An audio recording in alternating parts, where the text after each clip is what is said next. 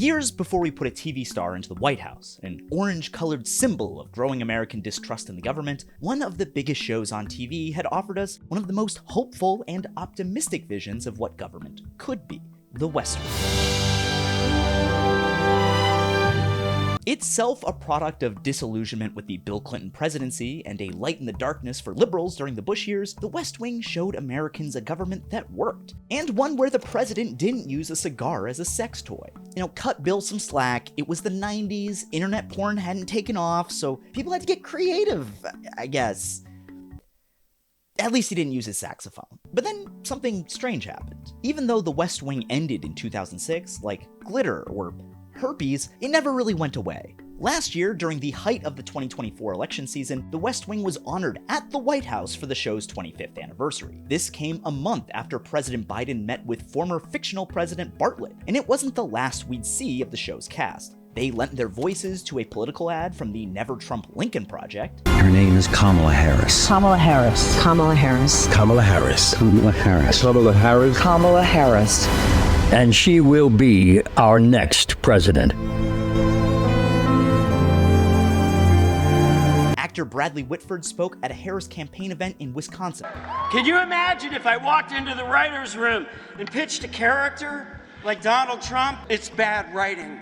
I mean, these people were popping up on MSNBC asking you to vote for Kamala Harris like Kevin Hart, reminding you to make sure you gamble away your kid's college fund. Now, this wasn't the first time the show had been used in an election. To drive turnout during the pandemic, they filmed a special with the organization Get Out the Vote. And even a year earlier, in 2019, actor Richard Schiff asked for donations to Democrats in an email explicitly comparing Joe Biden to Jed Bartlet. They both have JB as initials. They're both old Catholic white guys. And since Bartlet had multiple sclerosis, that means that they both have degenerative neurological conditions.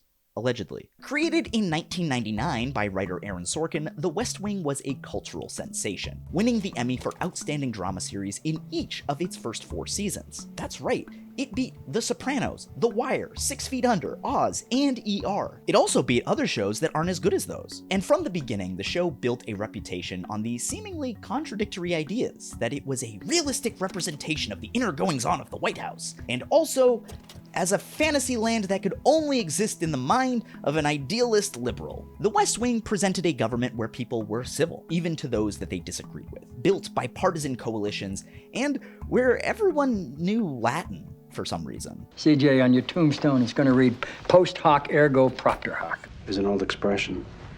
Quando Dio vuole castigarci, ci manda quello che desideriamo. Digitur juvenestum sumus, post secundam juventutam post. Yeah, I can't figure out how campaigning with this show didn't help Democrats win the working class. I'm stumped. But that optimistic vision of both the country and government has proven to be incredibly appealing, especially in times of trouble. The most watched season of the series was the 3rd, which began airing less than a month after the September 11th attacks. Following the first election of Donald Trump, Google search traffic for the show spiked around both the election and inauguration. Also in 2016, one of the show's actors, Josh Malina, who is widely credited with having ruined The West Wing, launched a rewatch podcast called West Wing Weekly. Guests included former members of the Obama and Clinton administrations, sitting politicians, and even Canadian Prime Minister Justin Trudeau, many of whom talked about their fandom of the show. Were you a fan of the show? Well, first of all, I'm on the West Wing podcast, so you won't offend us either way. I'd be a fool to say anything other than yes, but of course I did want to believe that at the core there's something magical, special, extraordinary about our democracy and its ability to produce great leaders when we need them. Are you now, or have you ever been, a fan of The West Wing? Oh, I love The West Wing. I have been, and I am. No question about it. He's going to be the communications director for Maggie Hassan, who is the new Democratic U.S. Senator coming in from New Hampshire. Yes. And he was, as best I can understand, was inspired to enter politics because of The West Wing. A longtime fan of the show, so it's fun to revisit it. But it was great watching the episode because, again, it was just a reminder of how good The West Wing was in capturing the reality of the experience that so many of us have had in government. Meanwhile, incredibly popular media voices in the liberal space have direct connections to the series as well. Prominent prominent opinion writers Ezra Klein and Matt Iglesias, the founders of the website Vox, have both pointed to their West Wing fandom as a reason they got into politics in the first place. President Obama's director of the Office of Presidential Personnel wrote in his memoir titled West Wingers that working in Barack Obama's White House was like watching Aaron Sorkin's The West Wing brought to life. It had all the necessary elements. The brilliant, articulate professor-in-chief with an unapologetically progressive vision of America. Hell, MSNBC host Lawrence O'Donnell was not only a writer and producer on the show, but he played Bartlett's dad in a flashback episode. Was that supposed to be funny? That wordplay that you just did there, was that meant to be funny? That was supposed to...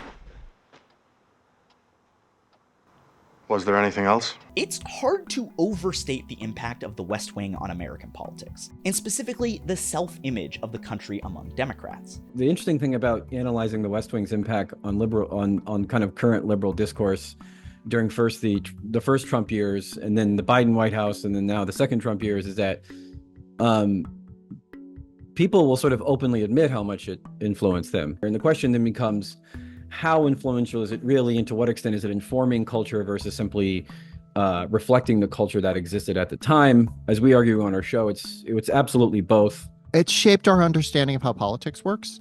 And I don't think there's anything wrong with that. I think that like television can teach us like, oh, here's how a bill is made. Here's how, and do it in an entertaining, fun way. And that's useful. And it's just that too often, like it sort of, it's too tempting to have it stop there.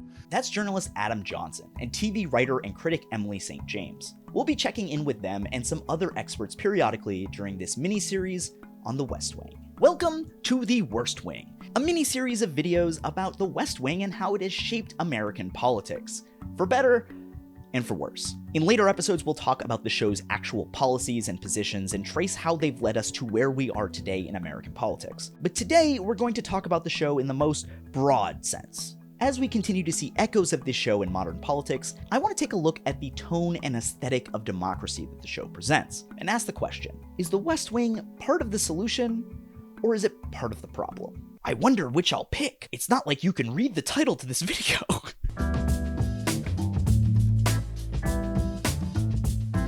The West Wing was created by Aaron Sorkin, a screenwriter who wrote nearly every episode of the first 4 seasons, a total of 87 in just 4 years, an unheard of amount of work fueled by a workaholic personality and what must have been a mind-bending amount of cocaine. While Sorkin left the show after the 4th season, and despite the fact that I'm going to be talking about the entire series and not just the episodes he wrote, I think to really understand The West Wing, we have to look at Sorkin, who is such a distinct writer that his name has become an adjective. If I had to describe Sorkin's writing style in a word, it'd be speed. And that's not just another drug joke. Characters go back and forth in dialogue that is way too fast and witty to possibly be realistic. He was a pioneer of the walk and talk scene, as if his characters were processing information so fast that they were simply propelled through the hallways by their ideas. It's a style that has been endlessly spoofed and homaged. Pete, every comedy show has already parodied every Aaron Sorkin trope. The walking and talking, the random handing off of a piece of paper from one individual to another, a quick glance at that piece of paper, a handing off of that piece of paper to somebody else, up to and including the ping pong dialogue. The ping pong dialogue? The ping pong dialogue. The ping pong dialogue? The ping pong dialogue. It's like Gilmore Girls for people who never talk to girls. The Bartlett Boys, that's what they should have called the West Wing. Bartlett Boys. Sorkin characters feel very smart. They have whiplash responses, they're constantly busy, and they can defeat anyone in the free marketplace of ideas. What are the next 10 words of your answer? Your taxes are too high, so are mine. Give me the next 10 words. How are we gonna do it? Give me 10 after that. I'll drop out of the race right now. However, by his own admission, Sorkin is kind of a dumbass. In 2012, he told Vulture that, quote, "I like the sound of intelligence. I can imitate that sound, but it's not organic. It's not intelligence. It's my phonetic ability to imitate the sound of intelligence." And in case you thought that was a one-off, at the D10 conference that same year, he said, "My family members and friends growing up were all smarter than I. I really fell in love with the phonetic sound of intelligence and the sound of a really good argument." I think this can help explain why some of the West Wing's dialogue can fall so flat. gesturing at something very profound, but without really saying anything. There are almost 2 identical scenes like this from the first season, where a staffer slowly walks away from a conversation with the president, only to turn around and say something that feels like it could be on the I'm 14 and this is deep subreddit. Mr. President, we can all be better teachers. I know. Mr. President. Yeah. We talk about enemies more than we used to. What? We talk about enemies more than we used to. It sounds like it's important, but is it? I'm also partial to this Bartlett gem from season 2, where he just trails off in the middle of his thought to wax poetic about how dope it is to be president. Let me tell you something. We can be the world's policeman. We can be the world's bank, the world's factory, the world's farm. What does it mean if we're not also? They made it to the new world, Josh. You know what I get to do now? I get to proclaim a national day of Thanksgiving. Ladies and gentlemen, boys and girls, President of the United States. This is a great job. But when Biden makes hundreds of on par, if not more coherent statements, everyone ices him? I'm not popular at all! And while Sorkin's writing has the sound of a passionate argument, he has again admitted that he isn't teaching you anything. Because he's too dumb. His words, not mine. He told Vulture in that same interview that, I'm not a political activist. I'm not trying to change your mind or teach you anything. I'm not able to teach you anything. This is the show that the entire Democratic Party is like. Genius. Maybe I'd write better with Coke. It's a sentiment summed up by Laura Dern's character in season 3, the newly named Poet Laureate, who Toby convinces to chill on her public anti-landmine activism because, well, she's just a silly little artist. I think that an artist's job is to speak the truth. An artist's job is to captivate you for however long we've asked for your attention. If we stumble into truth, we got lucky.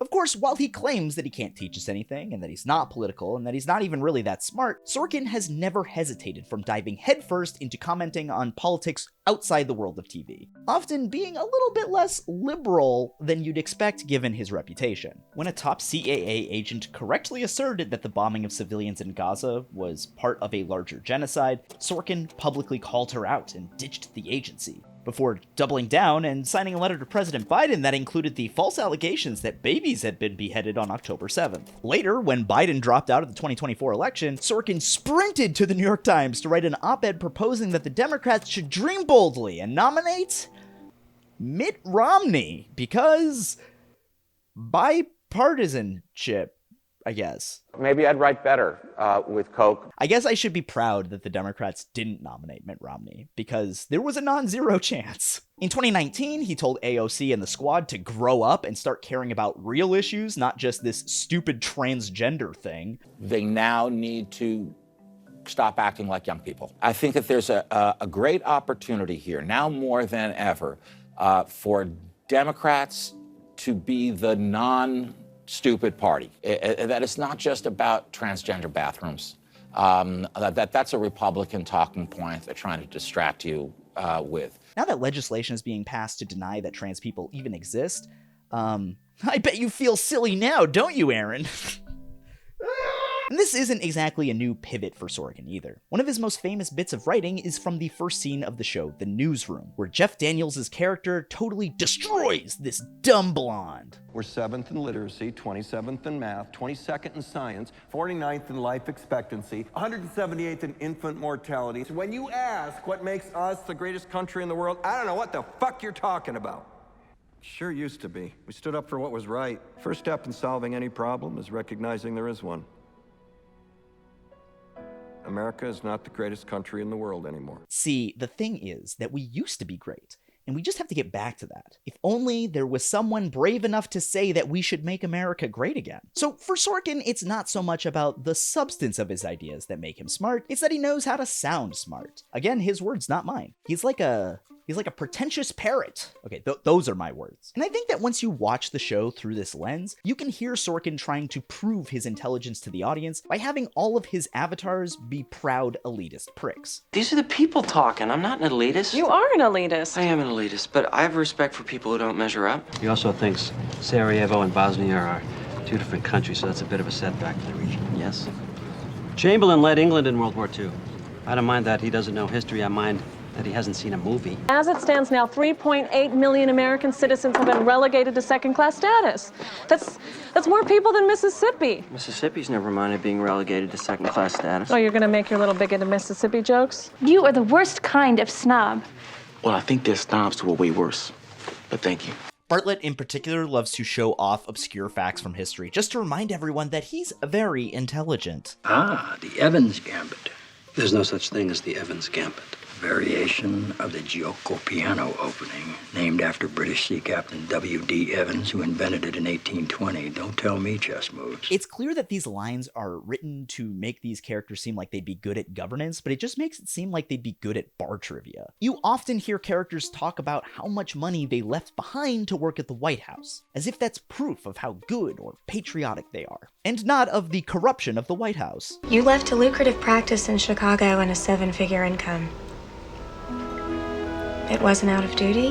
How much does it pay? How much were you making before? $550,000 a year. This pays $600 a week. So this is less. Yes. I left Gage Whitney making $400,000 a year, which means I paid 27 times the national average in income tax. The show constantly kind of reinforces this idea that drawing from all these elite institutions and corporations and private equity firms and all this is sort of not in fact evidence of ideological capture or kind of class capture, but is evidence of they're just patriots who are giving up their, they could be making millions more doing X, Y, and Z. It constantly fetishizes the idea of work, that these are like the hardest working people.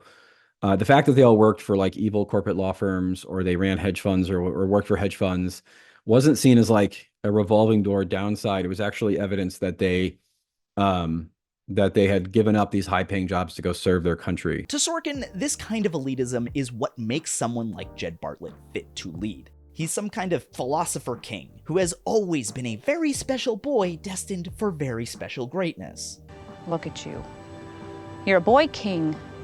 You're a foot smarter than the smartest kids in the class. You're blessed with inspiration. You must know this by now. You must have sensed it. The fact that he goes to an expensive private school for free because his father is the dean? No, that doesn't make him a privileged person with blind spots to the working class majority. No. It's what makes him fit to rule them. Yeah, but a funny thing happened when the White House got demystified. The impression was left that anybody could do it. Oftentimes watching this series, I thought the show's reverence for the presidency could drift into monarchy territory. I mean, this is the very first line of dialogue that Bartlett has on the show. I am the Lord your God. Thou shalt worship no other God before me.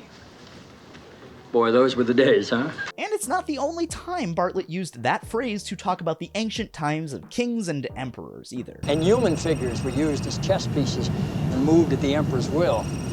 It's what I like to call the good old days. And this attitude persists into the non-Sorkin years, with characters conflating what is good for the president with what is good for the country. The only constituency that matters in this building is the constituency of one, the guy in the round room. No, I don't think CJ lies. I think that the press secretary must present what's best for the White House and what's best for the country. We are here to serve the country. We are the country. Policy doesn't matter. What matters is finding a special person who is fit to be president, and backing them no matter what they believe in. Have you taken one moment to think about whether you even like my education plan? Pop psychology aside, whether it's actually right for the country. I didn't have to hear it to know it'd be right. You want that?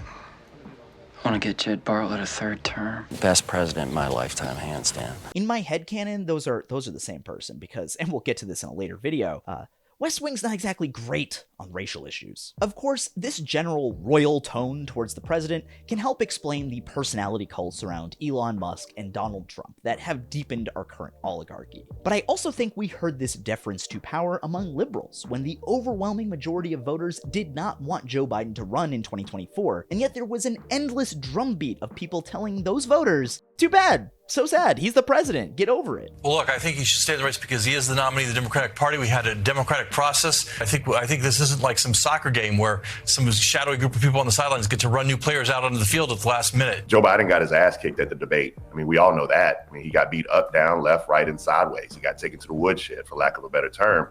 But he's our nominee. He's not going anywhere. And for all the bedwetting that we've done, the pearl clutching, we want this person or that person, the fact is he's our nominee. The point I'm making here is that the show has a kind of reverence for American government and the people who work there. But here's the critical question. Is that reverence for who they are, or is it reverence for who they could be? Let's start by asking the question, just how realistic was The West Wing anyway? Luckily for us, in 2002, the show released a documentary special asking just that question to a number of very prominent White House officials that you might recognize from a muted CNN broadcast while you were on the treadmill at the gym. From professional ghouls like Karl Rove to war criminals like Henry Kissinger and Leon Panetta, they all wax poetically about their time in public service, seeming to resonate most strongly with the tenor of The West Wing and the reverence of power that it captures. As you start going towards the gate, I was with a friend and just saying, if I ever take this for granted, just shoot me.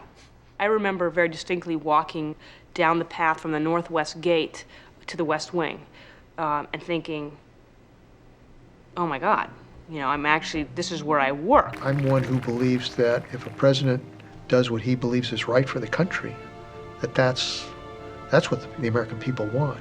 Here's Obama's speechwriter Jon Favreau. So the only similarities to The West Wing are like the hours and everyone running around a lot. No one speaks in sentences that snappy. Still, many other people who worked in the White House applauded the show's realism. In 2001, former White House correspondent Catherine Seeley wrote in the New York Times, "People really do carry on intense conversations, if not while barreling from office to office, at least as they lurch from crisis to crisis." The substance is also fairly accurate, especially the horse trading with Congress and the accommodation with various constituency groups. Matthew Cooper, another White House correspondent for multiple outlets, was quoted in a 2000 write-up by Matthew Miller as saying, "It may be more truthful than political reporting." On top of that, the show blurred the lines between reality and fiction by employing a number of former officials as producers and screenwriters. I already mentioned Lawrence O'Donnell from MSNBC, but he was also a former Senate aide. Eli Addy was a producer and screenwriter for the last 5 seasons of the show, joining the production after writing Al Gore's 2000 concession speech. And 2 former press secretaries, Marlon Fitzwater and D.D. Myers, were consultants on the show as well. The final 2 seasons, written in 2005 and 2006, bear an uncanny resemblance to how the 2008 presidential primaries and campaign would play out. Like Barack Obama, the Democrat Matt Santos proposes bold plans for healthcare and aims to become the first man of color to be elected president. Like John McCain, Arnold Vinnick is seen as a moderate Republican, who is well respected by both sides of the aisle.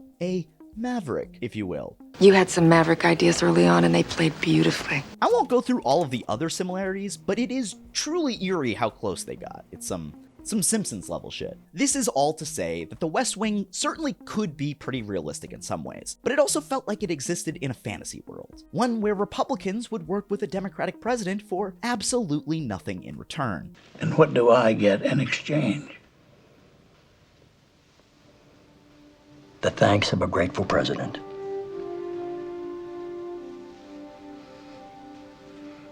Good answer, sir. It was a place where speeches could save the world and change minds, where bigots could be defeated by exposing their selective reading of the Bible. I don't say homosexuality is an abomination, Mr. President. The Bible does. Yes, it does.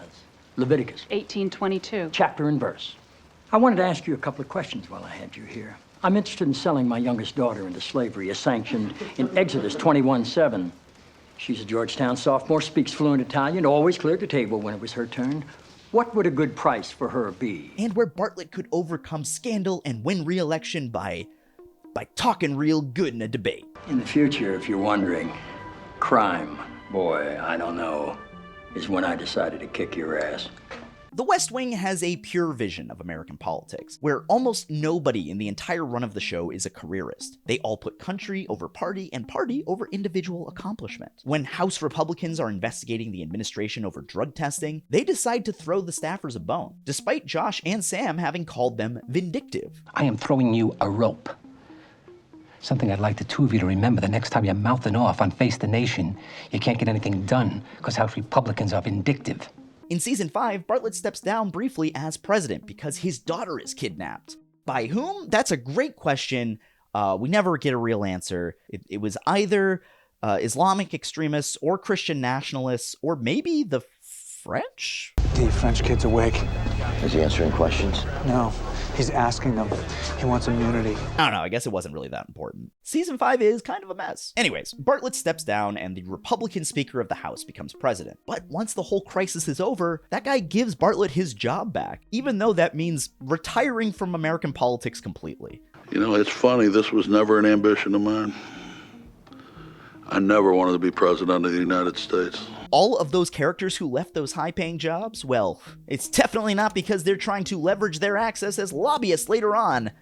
No, sir. The show's against the idea of buying votes at all. Now, it's been suggested to me this week that I should try to buy your support with jobs and the promise of access. I think that's just called delivering and listening to the people who voted for you, but yeah, sure, I guess, whatever. I refuse to buy votes by giving people what they wanted. I refuse to buy votes by following through on my campaign promises. Now, this is obviously not realistic, especially in hindsight, but I can certainly understand why people would want to believe in this idealistic vision of government, especially when you consider what the show was a response to. The first thing it's idealistic for is a president who is like Bill Clinton, but not Bill Clinton. This is especially in the first 2 seasons, the seasons before September 11th.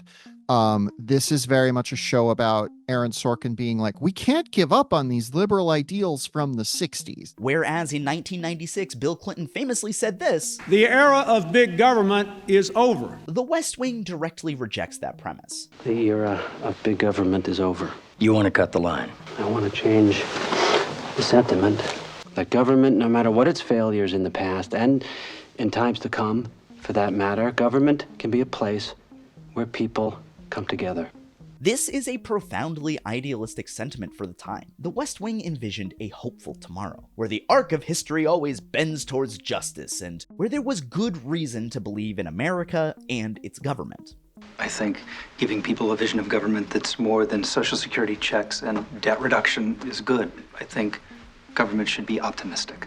And while that really sounds great, often the show's fetishizing of the American government could inadvertently end up showcasing just how empty that idealism was. The rules of a filibuster are simple enough. You keep the floor as long as you hold the floor. What does that mean? It means you can't stop talking ever. You can't eat and you can't drink, which is fine because you can't leave the chamber to use the bathroom either. This is from the season 2 episode, The Stackhouse Filibuster. In this episode, a Democratic senator named Howard Stackhouse tries to get funding for autism research in a bill, but he's shot down by the White House. Senator, there's going to be a vote. The bill's closed. Open it back up again. To do that would mean to postpone the vote, and everyone's breaking for the recess, And you want the story before everyone goes home. Yeah.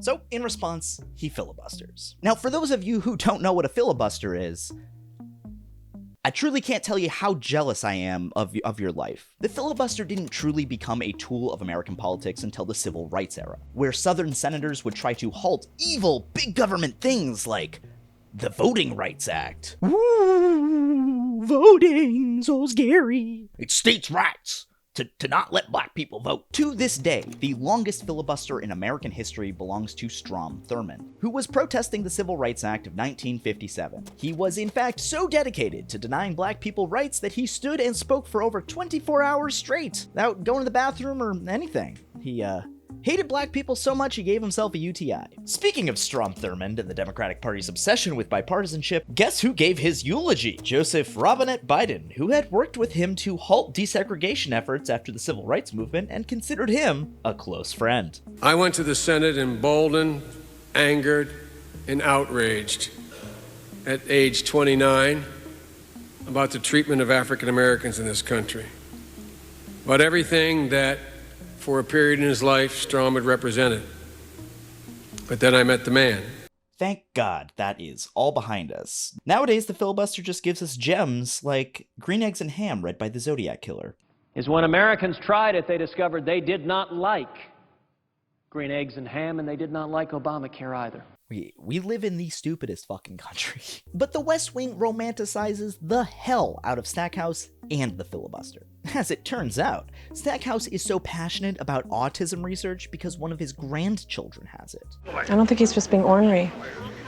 I think he has a grandson who's autistic. And once Bartlett and the other Democrats realize this, they leap into action to reopen the bill. The whole episode ends with this incredibly hopeful tone about the process of legislation. Because tonight I've seen a man with no legs stay standing, Dad, and a guy with no voice keep shouting.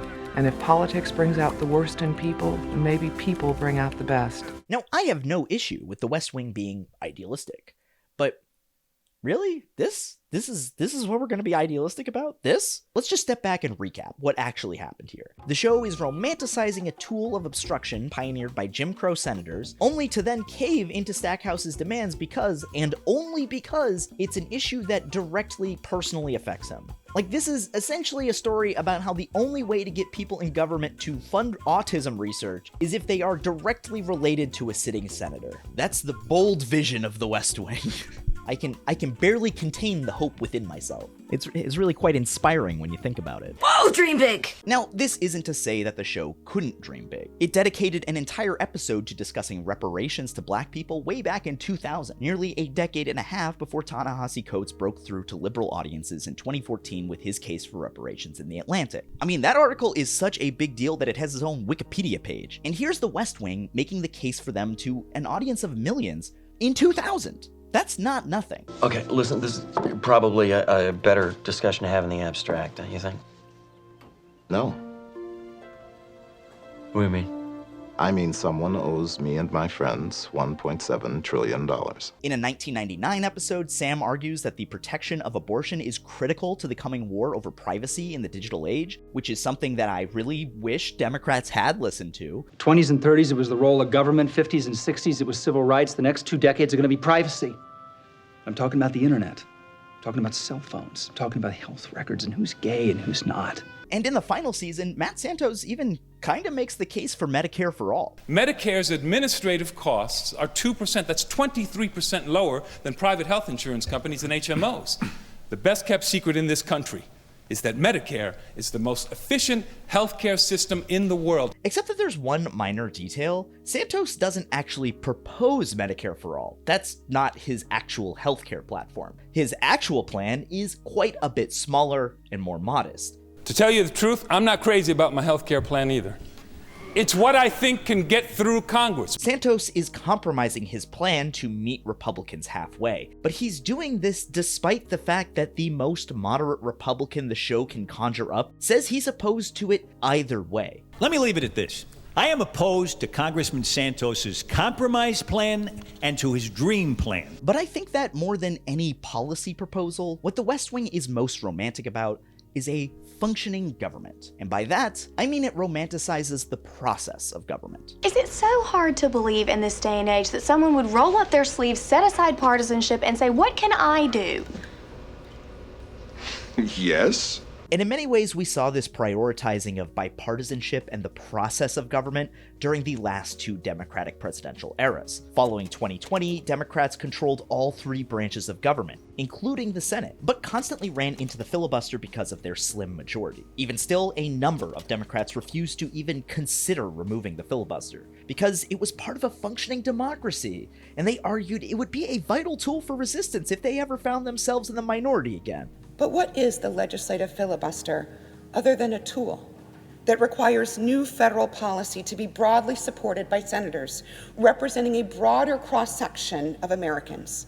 A guardrail, inevitably viewed as an obstacle by whoever holds the Senate majority. Obama, like Santos, compromised his healthcare plan, cutting out a public option despite the fact that his party held a filibuster-proof majority in the Senate, aiming to appease moderates like Joe Lieberman, and trying to poach Republican votes that, frankly, they did not need, all while those same Republicans vowed to block Obama's agenda at every turn, refusing to even propose a counteroffer. Senate Minority Leader and geriatric mutant turtle Mitch McConnell knew that the Democrats prized bipartisanship above everything else, saying, "When you hang the bipartisan tag on something, the perception is that differences have been worked out, and there's a broad agreement that that's the way forward." And of course, when Republicans did take power, they very nearly destroyed Obamacare completely, while bypassing the filibuster entirely. It was only stopped because John McCain hadn't died yet. Not because of anything Democrats did or because of the process of the Senate. You look at polling, people really like bipartisanship. But like what they mean by that is they want to have the West Wing happen. They want the West Wing to suddenly break out, you know? They want there to be a moment as we're living through this, the rise of oligarchy, kleptocracy, whatever we're in right now. They want there to be a moment where Republicans stand up and say, no, I will not stand for this. When you watch The West Wing today, the thing that will stand out the most to you is its representation of Republicans. While Josh and Toby and Bartlett will talk about how wacky the right wing is, almost every single Republican introduced on the show demonstrates some pretty moderate positions, often downplaying the most extreme elements of the American conservative movement. Why are you a Republican? Because I hate poor people. I hate them, Donna. They're all so poor. And many of them talk funny and don't have proper table manners. My father slaved away at the Fortune 500 company he inherited so that I could go to Choate, Brown, and Harvard and see that this country isn't overrun by poor people and lesbians. No, I'm a Republican because I believe in smaller government. This country was founded on the principle of freedom, and freedom stands opposed to constraints, and the bigger the government, the more the constraints. You see, the more extreme elements, that's not what Republicans really stand for. Just look at Chandler from Friends. He's a Republican, but he wants to limit election donations. A memo that I wrote for the Solicitor General, arguing that the Supreme Court should uphold regulations that limit soft money donations to political campaigns. Oh, no, that's the kind of thing that's got to wind you up in GOP jail for the same amount of time as a Democrat who speaks out against abortion. Here's another Republican who's disgusted with his party's desire to give tax breaks to the rich. Let me tell you something. The idea of repealing the estate tax makes me embarrassed to be a Republican. We used to be about the sensible center, about fiscal discipline. A tax break for billionaires? Of course this thing should be vetoed. It was a Republican named Oliver Wendell Holmes who said taxes are the price we pay for a civilized society. Now, this is an utterly ahistorical understanding of the American conservative movement and the Republican Party, to the point that it truly feels like it must come from an alternate reality. Tax breaks for the wealthy have been the entire backbone of the GOP since at least the election of Reagan some 20 years before this show takes place. And of course, conservatives are the ones who brought the Citizens United case, allowing as much money as humanly possible into elections. Here's another gem about how the religious right, they aren't extremist. Islamic extremist is to Islamic as blank is to Christianity. Christian fundamentalists. Guys, the Christian right may not be your cup of tea, but they're not blowing stuff up. Except that's also not even remotely true. Eric Rudolph is now in his early 30s, charged with 2 abortion clinic bombings, the bombing of a gay nightclub, and the 1996 Centennial Olympic Park bombing. According to the National Abortion Federation, since 1977, there have been at least 41 confirmed bombings, 175 arsons, 642 bomb threats, and 96 attempted bombings, almost all of which occurred before that episode aired in 2001. I mean, just a few months before Josh Lyman says that, an abortion clinic in Tacoma, Washington was bombed. They're not blowing stuff up. While the West Wing does present the anti-choice contingent of the Republican Party frequently throughout the series, they exist largely to contrast with the reasonable and moderate Republicans who are actually in control of the party. When Arnold Vinnick runs for president in the final 2 seasons, he does so as a moderately pro-choice candidate, refusing to cave on abortion issues.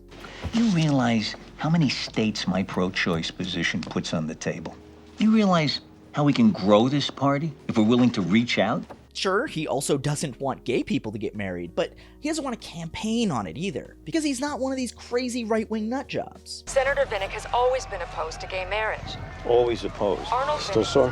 Feels like it's gonna fall There off. you go. 5,000 more handshakes till the election. He always opposed to something I never heard about until a couple of years ago. You're telling me this guy represented California in the Senate for nearly 25 years, and he had never heard of gay people until he started running for president? Wait, where is San Francisco again? Where's West Hollywood? But Vinnick never does pivot into a hard right stance on abortion or gay rights because he's one of the good Republicans. Do you think nothing's changed in the last 20 years in the Republican Party? Oh, yeah. People like you have taken over. He's the real face of the party, not those freaks who seem to agree with him on literally everything else.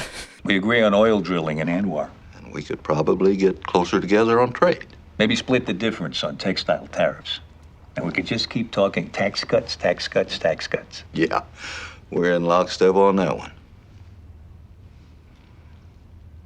But then we come back to abortion. Instead, The West Wing showcases the moderate Republican as the true face of conservatism. And if they are moving further to the right, well, actually, when you think about it, it's the Democrats' fault for making them. And yet the White House did what it always does.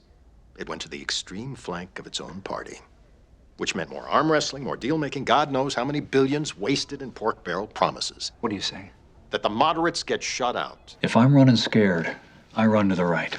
You know, a friend of mine's a comedian, and a bunch of people from the German consulate came down to see him, and they came backstage afterwards, and they said to him, "How come we don't have anyone as funny as you back home?" And my friend said, "Because you killed them all." Well, that's a bit of an overstatement, isn't it? Maybe. This Republican literally said that challenging his seat in an election is the same as the Holocaust. And this was written by a Jewish person. Aaron Sorkin is Jewish. I think this is way more anti-Semitic than fucking calling for free Palestine. I don't know what to tell you. Unreal. Maybe I'd write better with Coke. The West Wing largely doesn't agree with conservative values, except when they do, like with taxes and labor and the military and how the left is the real enemy. Sorry. I forgot we're staying away from policy until episode 2 of the series. I can't help myself sometimes. I mean, just look at the runtime of this video. But the point here is that the West Wing thinks that there are plenty of politicians in the Republican Party who are not just reasonable, but actually a vital counterweight in a functioning democracy. No more. I really don't care who's right, who's wrong. We're both right. We're both wrong. Let's have two parties. It's a vision of bipartisanship that's a product of placing a premium on civility as a value in and of itself. I have to tell you, he's ordinarily an extremely kind man, placing a very high premium on civility. A huge part of the West Wing's reverence and awe of the office is that we must respect those who serve, even if they are actively attacking racial minorities, women, queer people, or just the poor in general. It's the power that must be respected, not what's done with that power. You can see this when the White House attorney is scolded for calling out the dumbass opinions of a Supreme Court justice. Well, Dryford's an idiot. Dryford's a Supreme Court justice, Lionel, so let's speak of him with respect and practice some tolerance for those who disagree with us. Or when Sam talks about a time he was running a campaign against a conservative and just respected how principled he was, even though what he was principled about was completely opposed to both his candidate and his own ideological positions. But everywhere we went, there'd be one lone poster of a right-wing nut bar who wanted to eliminate the income tax. So I introduced myself to his campaign manager, and I said, "What are you doing? Your candidate doesn't have a chance." He said, "This is what I believe, and no candidate gets to run in my district without speaking to my issues." I came this close to voting for him. You see, in the world of the West Wing, there are no political enemies. We're all Americans. Come on, guys. We might disagree on the issues, but we all want what's best for the country, and that's all that really matters. It's the thought that counts. You know, it's a cute idea, but it's really fucking stupid. Everybody thinks that they're saving the country. Like, everybody. It's not like those red hats say, "Make America shitty again." They think they're making it great. I think I've even done some reading about some Germans who were into what they thought was best for their country. They called it racial hygiene. But because the show doesn't really believe in political enemies, it has a kind of policy-neutral approach to bipartisanship. When Santos wins the election at the end of Season 7, he nominates Vinnick, his opponent, to be his Secretary of State. Secretary of State? You've got better relationships with all of the important heads of state than I do. You know the diplomatic corps, you're respected in every capital around the world. You agree with me on foreign policy. Despite the fact that in their one debate, Vinnick literally would not commit to Santos's pledge to do no wars for foreign oil. If it's ridiculous to even think of going to war for oil, then join me in my pledge. I will not demean the presidency by taking any pledge other than the oath of office. But apparently that means that they agree. Despite the fact that Santos wants his first priority as president to be a crackdown on lobbying in Washington, he supports a moderate Democrat for Speaker of the House who explicitly tells him that he will fight him on that bill. This is the bill that lets us pass every other bill. or you can push for it. I'll do my best to block it. May the best man win. And he does this over a candidate to his left who says he would help him. You convinced Selner to back lobbying reform? He's worried about keeping the majority. Sure, never mind the democracy. In the Sorkin years, Bartlett's administration hires Ainsley Hayes to work as associate White House counsel, where she advises the president on legal matters. Except that she is ideologically completely opposed to any kind of liberal reading of the law. She's a member of the Federalist Society, an organization explicitly created to stack the courts with conservatives in response to the civil rights gains of the Warren Court. I was at a social function. Americans for the Preservation of Family Values and White People? The Federalist Society. Tomato, tomato. Ainsley also doesn't believe in the Equal Rights Amendment, the proposed constitutional amendment that would have prohibited sex discrimination, because she claims it's redundant and humiliating. The 14th Amendment, which says that a citizen of the United States is anyone that's born here, that's me, and that no citizen can be denied due process. I'm covered. How can you have an objection Because to something that it's says... humiliating.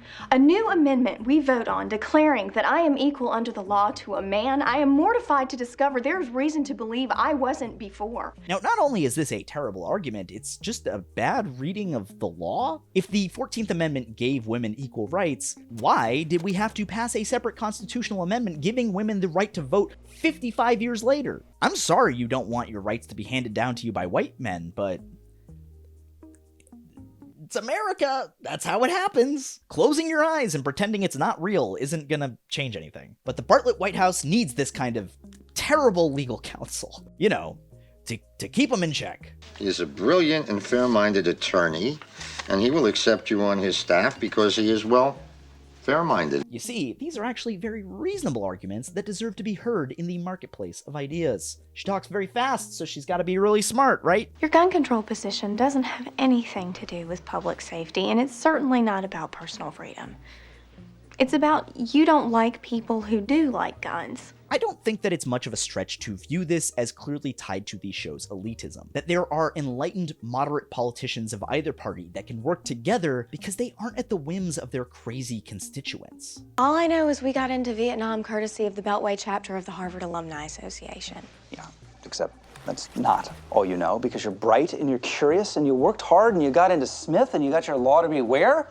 Cambridge, Massachusetts. You lose, I win, 'twas ever thus. But wait one gosh dang second, isn't bipartisanship good? Like, don't we need the parties to work together in order to have a functioning government? While yes, compromise is necessary for a functioning representative democracy, it is a means, not an end. It's something you do in order to accomplish a larger goal. It's not something to be celebrated in and of itself. And while the show often likes to pretend that the compromises its characters make are in order to achieve a more liberal society, they're not. Take the episode The Supremes, where one of the staunch conservatives on the Supreme Court, Owen Brady, dies suddenly. As the gang sets about finding a nominee to replace him, they meet with Evelyn Lang, who is presented as an ultra-liberal. Conservative anchor of the court has just died, a young, brilliant thinker who brought the right out of the closet and championed a whole conservative revival. You cannot replace Owen Brady with a woman who overturned a parental consent law. But that's way too radical to ever get confirmed by Congress. It's worth noting that this episode was written almost 15 years after Clarence Thomas was confirmed to the court despite credible sexual harassment accusations against him that were dismissed by... God damn it, Joe Biden!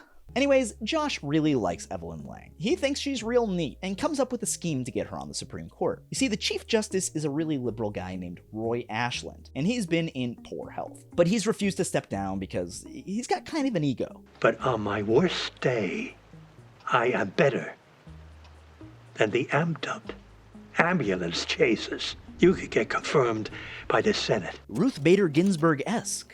And that worked out so well. But in Lang, Josh sees a potential replacement. And he thinks it'd be super swell to appoint the first woman as Chief Justice. Mr. President, the first woman in that chair. But here's the catch. In order to get her confirmed, he has to also let the Republicans pick their own ultra-conservative to fill the other spot, the Brady spot. You know, in order to remain fair and also balanced. Ashland resigns, she takes his seat, okay? And we offer the Republican Senate Judiciary Committee the opportunity to handpick a conservative for Brady's seat. We put them both up. The show presents this as a bold decision, one that's about getting a true progressive on the court, and not just some mealy-mouthed centrist. You couldn't find a single warm-blooded centrist to put on the court. We've got centrists. We've got 6 of them, plus 2 staunch conservatives, plus Justice Ashland. We're gonna breeze past the fact that in season 1 they got Roberto Mendoza confirmed to the Supreme Court, and he was billed as a staunch liberal, but let's just check the math here. One of the arch-conservatives on the court is leaving, and Josh wants to replace him with an arch-conservative, just so that he can replace the current liberal, which would keep the current balance of the court instead of moving it incrementally further left. So Josh's grand plan here is to maintain the exact same balance on the court, which, by his own calculus, leans to the right. And the guy that the Republicans pick isn't just your run-of-the-mill conservative, he's pretty batshit insane. Christopher Mulready? Man wrote a book that flushes the entirety of the doctrine of unenumerated rights down the toilet. Garbage disposal. No right to use a condom. No right to get an abortion, certainly. No protection from electronic searches. No substantive due process. Honestly, he sounds like he'd fit in with Alito and Thomas. I mean, the point of placing a woman as Chief Justice would be that she'd be able to defend women's rights, like on abortion. But they're literally planning to cancel out her vote with the most conservative nominee available. Why would you do this? Why would you ever punt on one of the most impactful decisions a president can make? We're going to appoint a new Chief Justice. Breathe new life into the Constitution. You know how rare that is? The last 5 guys didn't get to do it. Well, it's because bipartisanship is good, of course. The fact that they're ideologically opposed isn't a bug, it's a feature of the court. It's not about protecting rights, like access to abortion. It's about the performance of debate and discourse. The court was at its best when Brady was fighting Ashland. Fine. 2 voices articulating the debate at either end of the spectrum. You like him? I hate him. I hate him. But he's brilliant. And the 2 of them together are fighting like cats and dogs. But it works. The lasting message is that compromise and bipartisanship are the ultimate goal. For all the high-minded rhetoric of the West Wing, what it was most idealistic for didn't really have anything to do with policy or a liberal worldview. It actually aimed quite a bit lower. For the West Wing, the performance of compromise and bipartisanship are more important than whatever is actually achieved through that process. We're going to raise the level of public debate in this country. And let that be our legacy. And to me, this is the concept that has most thoroughly burrowed its way into the Democratic Party.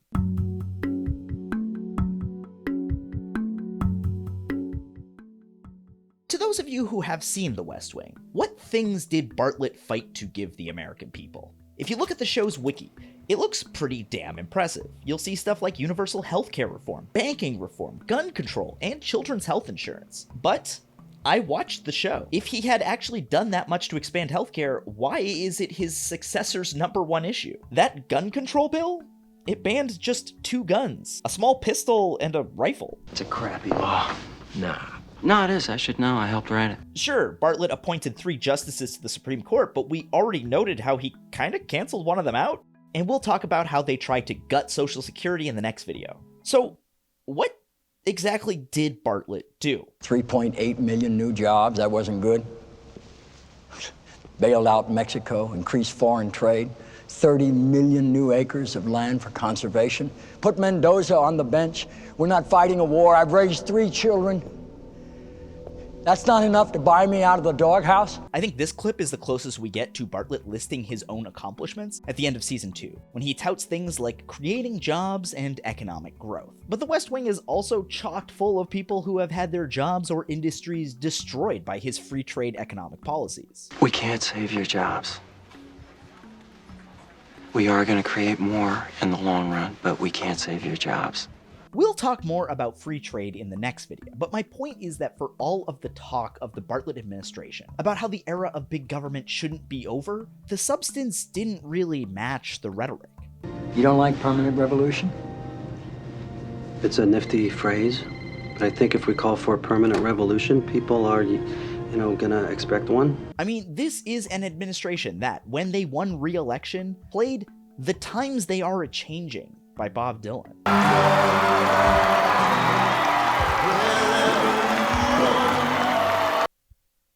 After a re-election, he's staying in office. It's 4 more years of Bartlet.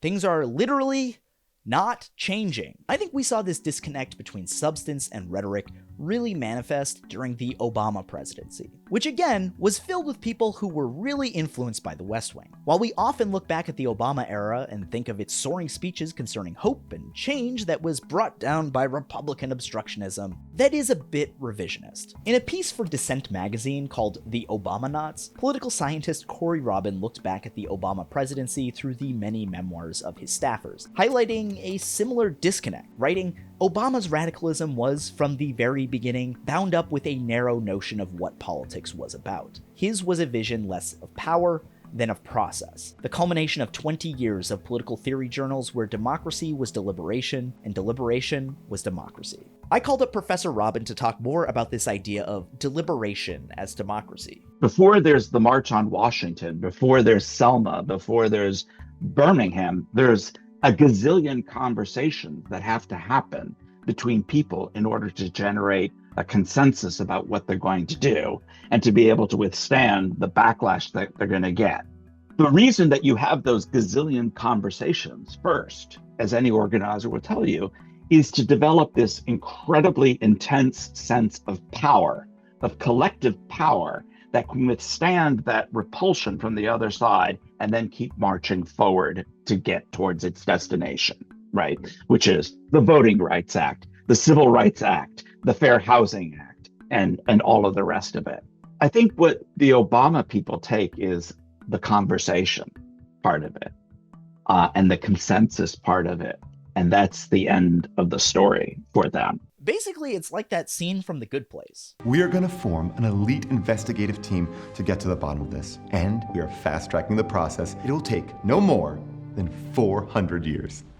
Sorry? It's aggressive, but you heard right. We are only giving ourselves 400 years to select the members of this elite team. Wait, 400 years just to form the team? I was thinking that we could do something nowish, like right now. If we look at Obama's speeches, they often were filled with this focus on deliberation and listening. Apart from his many listening tours in Europe, the Middle East, Mexico, and South Dakota for some reason, his speeches would often articulate conflict and injustice, but without really offering much more. Take, for example, his speech in 2008 distancing himself from Reverend Jeremiah Wright, a prominent black leader in Chicago. Quick flashback, during the 2008 campaign, some of Wright's language had come under fire for being pretty radical, speaking about the history of racism in the United States. When it came to treating her citizens of Indian descent fairly, she failed. She put them on reservations. When it came to treating her citizens of Japanese descent fairly, she failed. She put them in internment prison camps. When it came to treating the citizens of African descent fairly, America failed. The government gives them the drugs, builds bigger prisons, passes a 3-strike law, and then wants us to sing God Bless America? No, no, no. Not God Bless America. God damn America. That's in the Bible for killing innocent people. Now, Wright definitely wasn't wrong, but that's easy for me to say because I'm not a black man running for president in 2008. So when these comments went public, Obama had to distance himself, and he did so in one of the most famous speeches of his entire career, titled A More Perfect Union. In it, he explained to a wide audience where Wright's rhetoric came from. Even for those blacks who did make it, questions of race and racism continue to define their worldview in fundamental ways. For the men and women of Reverend Wright's generation, the memories of humiliation and doubt and fear have not gone away, nor is the anger and the bitterness of those years. And he recognized those who felt offended by Wright's comments. In fact, a similar anger exists within segments of the white community. Most working and middle-class white Americans don't feel that they've been particularly privileged by their race. Their experience is the immigrant experience. As far as they're concerned, no one handed them anything. He voices all sides of the conflict, and it's very powerful, and it's very honest, and it's very truthful. And that is the power of Obama. But what you forget in the end is that, like, that's really the end of the story for Obama. It's like, if I can just make both sides hear each other in their most honest, truthful way, which is not nothing, you know, like we shouldn't diminish that, but it's not everything.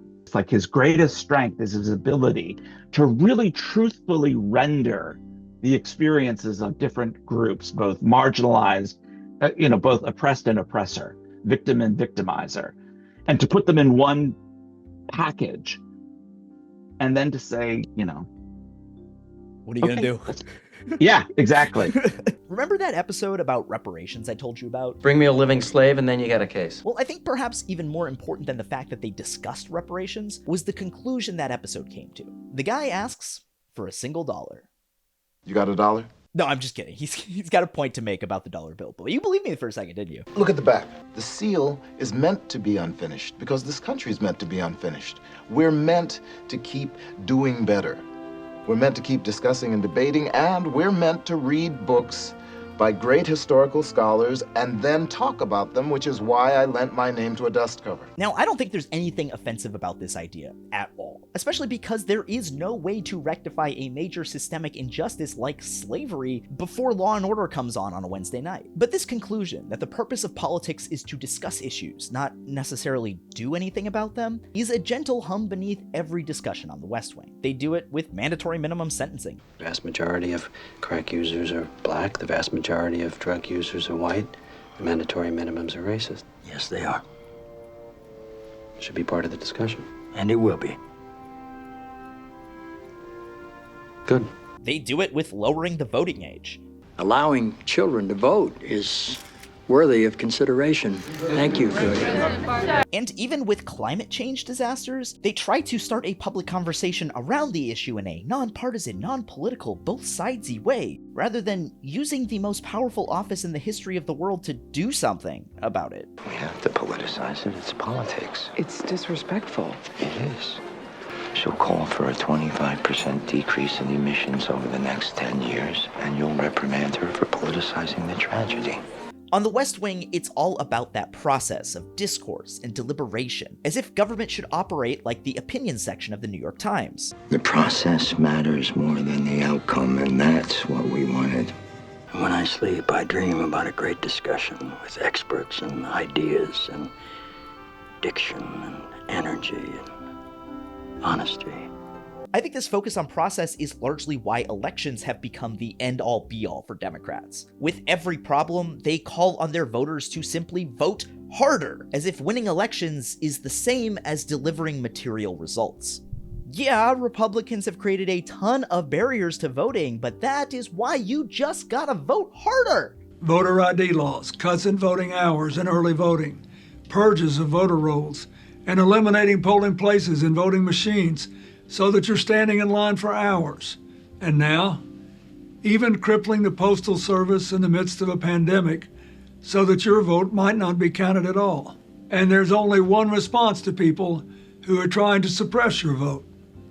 Make sure they fail. They're denying you the right to vote, so you should make sure that you vote to tell them that you don't like that with your vote that doesn't count. Why did the people who pushed for the vote in the first place pushed for the vote? Right. There was an idea that the vote was an instrument of power, and that if you could get more people voting, it would represent the interests, the results would represent the interests of more people. These procedural mechanisms of democracy, the conversation, the vote, the institutions, and so on and so forth, like that these are really not just, as you say, the means of democracy, but they are the end. Likewise, in season 2 of The West Wing, after a failed assassination attempt by white nationalists, here's the noble response the show gives Charlie in the face of violent, systemic racism. What do you do? I was gonna go vote. For both The West Wing and the Obama administration, the focus was always on a theory of process rather than power. Even Obama's biggest achievement, the passage of the Affordable Care Act, aka Obamacare, didn't aim to change our broken healthcare system. It just tried to extend private insurance and Medicare programs around the margins. Like, it's one thing for the state to step in and to say to capital, you have to pay all of your workers a minimum wage of $25. Like, that's a real benefit that's direct and goes right into people's hands and they can see it. Or we're going to rearrange the whole healthcare industry so that everybody can get a doctor when they want one. right? Those are real things. And instead, what neoliberals of the left or, Democrats do is, we're going to come up with this complicated Rube Goldberg contraption called Obamacare, and you're going to get to go on this website and sign up for an exchange. And, I don't want to minimize whatever accomplishment that has, but it's unwieldy, it's complicated, and it's intrusive in people's lives. I mean, I think the popularity of Luigi Mangione kind of proves that Obamacare didn't do enough. But this small incremental change wasn't a bug of the Obama administration. It was a feature. Upon taking office in 2009, Obama appointed legal scholar Cass Sunstein to the Office of Information and Regulatory Affairs, in part because of the smash success of his book on behavioral economics titled Nudge: Improving Decisions About Health, Wealth, and Happiness. You know that it's really academically rigorous when the title rhymes. The book is largely about trying to govern through Jedi mind tricks rather than through laws or regulations. We both lost track of what it actually means. Yes. And I think we sort of landed on the basic idea that what they're really trying to do is endorse like a framework for policy analysis where nothing large ever happens. Yes. And instead, you are only ever doing tiny little incremental nudges here and there, rather than, for example, regulating coal emissions. Yes, it's like the governing version of doctors hate this one small trick. And as part of the administration, Sunstein slow-rolled a number of regulations under the guise of needing more feedback and deliberation, like how when the EPA tried to tighten regulations on smog emissions, he just kept postponing until the regulation eventually got killed. As Liza Featherstone wrote in 2023 for Jacobin, this nudge playbook epitomized the minimalist approach of the Obama administration. Instead of passing single-payer healthcare, we could blame ourselves for our bad habits and let the more intelligent young Ivy League men running the government trick us into not getting cancer. Instead of strengthening Social Security and public pensions, we could privatize public programs and allow the financial sector to rob our retirement funds, but nudge ourselves into saving a bit better. We're enrolling in a 401k plan. Obama even issued an executive order in 2015 directing all branches of government to plumb the insights of behavioral science. During his time in office, Obama had a plaque on his desk that said, "Hard things are hard," which many thought was a response to the difficult legislative fight to pass the Affordable Care Act. But that's not true. As Robin notes in his dissent piece, according to top strategist David Axelrod, it was a reference to entitlement cuts, to Obama's genuine desire to impose some kind of austerity on Social Security and Medicare in return for a deal with the Republicans on taxes and the debt. For all of the high-minded talk about real injustices on the West Wing, when Bartlett leaves office in season 7, his biggest regret isn't that they didn't do enough in terms of healthcare or wealth inequality or fortifying civil liberties. One big regret, and here's your lead, people, is my failure to bring the budget deficit under control. Now, I'm not trying to dunk on people with liberal views or on West Wing fans here. I'm not even necessarily trying to turn people against the Democratic Party. They can do that on their own. But what I am trying to point out is that we've seen Democrats value process and the aesthetics of democracy over a theory of power that can deliver to people. If there's anything to take out of this video, it's that watching The West Wing isn't going to save you. You might want to retreat into a liberal fantasy where people get along and where the government is functional, but The West Wing is part of the reason we're here. The West Wing isn't an escape, it's a prison. In the next episode, we'll talk more about the specific policies of The West Wing that have infected the Democratic Party, but in this episode, I wanted to really focus on the difference between aesthetics and power, because The West Wing only offers the first one. What did we get out of revisiting The West Wing during Trump 1? For all the talk of it being some inspiring liberal fantasy, we got the most moderate of the Democratic candidates for president. A man who burst onto the political scene by working with segregationists to halt the integration of the 1970s, confirmed one of the most right-wing freakazoids the Supreme Court has ever seen in the 80s, championed the crime bill of the 90s, and rejected calls of Medicare for all. Let's flash forward. Your president, Bernie Sanders, is still active in the Senate. He manages to get Medicare for all through the Senate in some compromised version, the Elizabeth Warren version or other version. Nancy Pelosi gets a version of it through the House of Representatives. It comes to your desk. Do you veto it? I would veto anything that delays providing the security and the certainty of health care being available now. He was in fact a candidate so mid that his own party bullied him into stepping down during the campaign. But he was a link to the past, a way to get back to those Obama years. There was an element when they were in power, and there has been a sense of restoration, that not of advance, not of transformation, not of moving forward, but really about restoring a sense of majesty and purpose and gravity and seriousness and gravitas that the American state, in their eyes, once had. And while it gestured at seriousness and majesty, the Democratic Party's vision for America has always been focused on small things. Words that promised the bare minimum, packaged as bold and progressive. That is the true genius of America. A faith in simple dreams.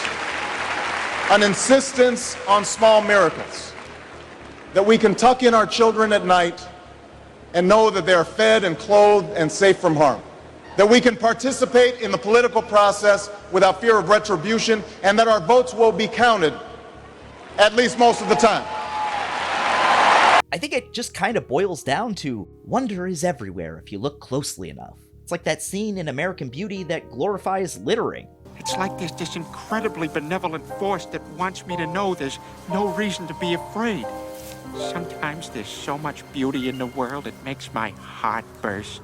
It's just some trash blowing in the wind! Perhaps, given the rise of fascism in America and the consolidation of power among the oligarchy, you might be thinking it's kind of a weird time to be criticizing liberals. After all, we certainly have bigger fish to fry, what with them rounding up people and sending them to our special little torture island. But what I'm criticizing is not the ideology or policy of liberals or the left. I'm criticizing the Democratic Party's inability or unwillingness to deliver on any of those goals, precisely because they are focused on this minimalist approach that glorifies process, civility, and discourse over any kind of material changes for their voters. Fighting back for them is rude and uncivilized and risky. They'd rather scold their own members or sign a blank check than wield power, punting their responsibilities to a day that never seems to come. Remember how Democrats opposed getting rid of the filibuster in order to pass their agenda, since they were going to need it if they were ever in the minority again? Oh, well, it turns out that they didn't want to do that either, because that would mean wielding power and doing something. And, well, they just can't be bothered, because actually, government is supposed to be hard. And if you're feeling perpetually let down by it, well, that actually means it's working properly. What was so peculiar about Obama was that he almost elevated that into a virtue. That was really part of the good society, in a way, is that neither side ever really gets what it wants. And that we're all sort of perpetually dissatisfied and disappointed.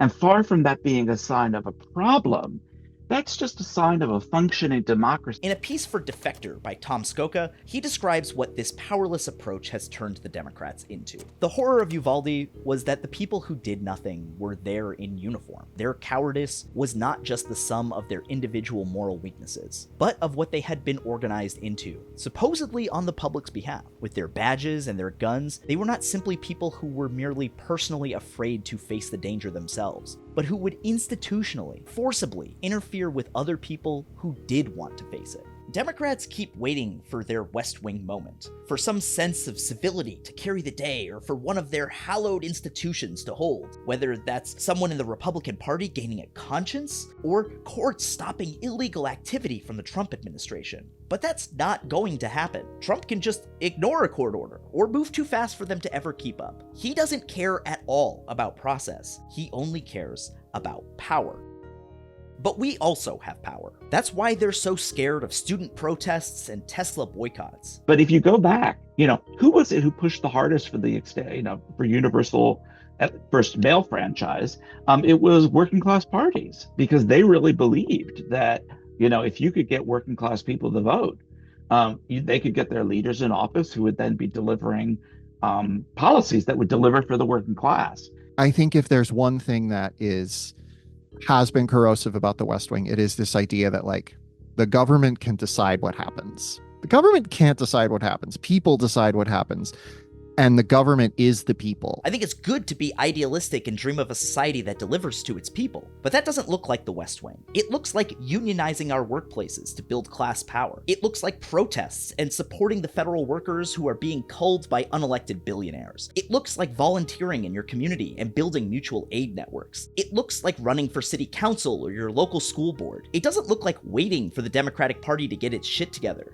It looks like taking the party back. One of the reasons I think the status quo of American politics is never really changing is because we've literally had these same people in charge for the last 40 years. The Senate median age is fucking 65. Tom Nicholas actually made a full-ass documentary about the topic called Boomers, The Rise of the Gerontocracy, which is available exclusively on Nebula. The consequences of what some have called an intergenerational theft have become harder to ignore. Rent has just skyrocketed. Financial crisis. I'm going to college soon. It's so much more expensive than it was back then. How much can boomers themselves actually be blamed for these changes? And how much has just been coincidental to the times in which they live? Nebula is a streaming service collectively owned by us creators, producing not just longer, uncut content you won't find on YouTube, but also original films and essays from some of the best creators in the game. That includes FD Signifier's interview with white and white-passing people about the nature of being white. People ask me, are you white? I say, it depends on the month, I guess. Are you white? Yeah, I would say so. You don't think so? When you look at me on YouTube, you don't think I'm a white guy? Join famously wealthy YouTuber FD Signifier. I just had so much hope for the white race because of you. So to know that you're like cosplaying as a white guy, white fishing, it did hurt. And Broey Deschanel's exploration of taboo scenes in film like cannibalism and obscenity. There are even game shows like Jet Lag, where creators play hide and seek across Japan. You know, if you're looking for a less evil Mr. Beast. Nebula is becoming the answer to the question, how do you make art and content that is as high quality and interesting as traditional media without the corruption and exploitation associated with that industry? Another cool thing about Nebula is that if you sign up for it using my link,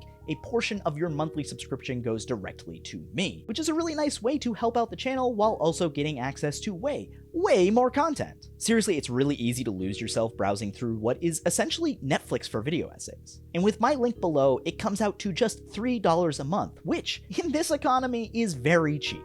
That's like one egg. So to recap, Nebula gets you videos that are longer and uncut, access to exclusive content, and a portion of your low price of $3 a month goes right to me, your favorite creator. So, sounds like you better click that link. Get to clicking! Hey, whoa, cool. Yeah, that's the end of the video. This is gonna be part 1 of 3. This is the trilogy of West Wing videos. I said that earlier, but I'm saying it again. I'm not on camera because I forgot to record the outro and I didn't want to set up my lights again. Anyways, thanks so much for watching. You can support this video and this channel by subscribing on Patreon. There you can get my full interviews with Corey, Emily St. James, and maybe Adams. I haven't put that one up there yet, but I might. There were a lot of interruptions, so it wasn't as seamless, but the other 2 are up there. You can also get my monthly mailbags and roundups, and we're going to be doing some live streams, maybe of some cop shows, maybe of The American President. That's a Sorkin movie that predates The West Wing. Maybe of specific West Wing episodes. We might watch my absolute favorite, which is called War Crimes. Fun stuff. Anyways, yeah, thank you so much for watching. Thanks for sticking with it, and I will talk at you guys again soon. It'll be soon.